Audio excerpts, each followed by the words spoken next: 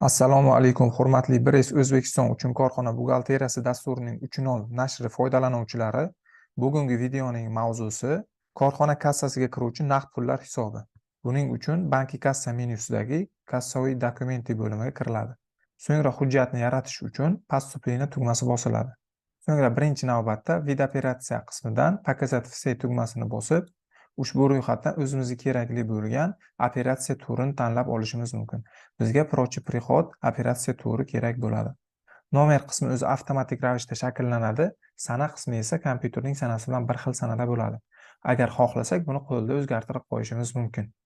Shota qismiga o'tamiz. Показать все tugmasini bossak, ushbu ro'yxatdan o'zimizga kerakli bo'lgan buxgalteriya shotini tanlab olishimiz mumkin. Yoki o'zimiz qo'lda o'zgartirib yozib qo'ysak ham bo'ladi. Подразделение qismida o'zimizga kerakli bo'lgan подразделениeni tanlashimiz yoki tanlamasligimiz ham mumkin. Summa platejada qancha miqdordagi summa kassamizga kirayotgan bo'lsa, o'sha miqdordagi summa yozib qo'yiladi. Va shot kredit qismida o'zimizga kerakli buxgalteriya shotini tanlab olishimiz mumkin. Shot kredit qismida ko'rsatgan shotimizga qarab, pastdagi tafsilotlar o'zgarishi mumkin. Hozir pastdagi kontragent qismini to'ldiramiz. Ushbu ro'yxatdan o'zimizga kerakli bo'lgan kontragentni tanlab qo'yishimiz mumkin. Statiya DDSda pul oqimlari to'g'risidagi hisobotda aks ettiriladigan statiya DDS tanlab qo'yiladi. Va pastdagi rekvizit pechatniy forma havolasini bosamiz va ushbu bo'shqataklarni to'ldirish orqali pechatniy formadagi ma'lumotlarni aks ettirishimiz mumkin. Va kommentariya qismida o'zimizga kerakli bo'lgan izohlarni yozib qoldirsak bo'ladi. Barcha ma'lumotlarni to'ldirganimizdan so'ng zapisat провести debit kredit tugmasini bossak, bizga quyidagicha buxgalteriya provodkalari aks etadi. Ushbu maydondan chiqsak, hujjat quyidagi kassa hujjatlari ro'yxatida ko'rinadi. Endi esa boshqa vid operatsiyasini ko'rib o'tamiz. Buning uchun поступление tugmasi bosiladi va vid operatsiya qismidan показать все tugmasi bosilib, kerakli vid operatsiya tanlab olinadi. Proche virusga vid operatsiyasi kerak bo'ladi. Nomer qismi o'zi avtomatik ravishda shakllanadi, sana qismi esa kompyuterning sanasi bilan bir xil sanada bo'ladi. Xohlasak, buni qo'lda o'zgartirib qo'yishimiz mumkin. Shota qismidan показать все tugmasini bosib, o'zimizga kerakli bo'lgan shotni tanlab olishimiz mumkin yoki qo'lda yozib qo'ysak ham bo'ladi. Подразделение qismida esa показать все tugmasini bosib, ushbu ro'yxatdan kerakli подразделениeni tanlab olishimiz mumkin.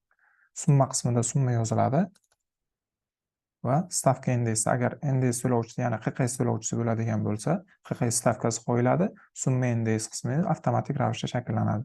Shot kredit qismida o'zimizga kerakli bo'lgan shotni tanlab olishimiz mumkin.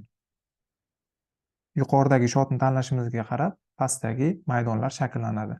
Va pastda stavka indeks qo'yiladi, nomenklatura qo'yiladi va подразделение qismida o'zimizga kerakli bo'lgan подразделениeni qo'yishimiz mumkin. Shota indeks qismida esa indeks shoti qo'yiladi.